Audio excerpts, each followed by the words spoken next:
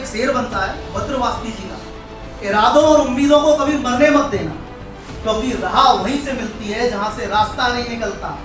ये नया टाइम है, नया समय है, अपग्रेड और अपडेट होने का समय है, ना केवल अपने आप को करना है और अपनी बिजनेस अपॉर्चुनिटी को भी।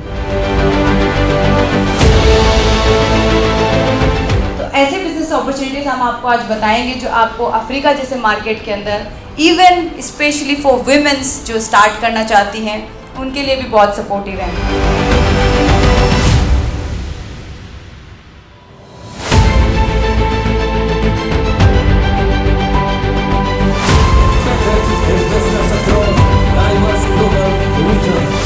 Maintaining its strong reputation for reliability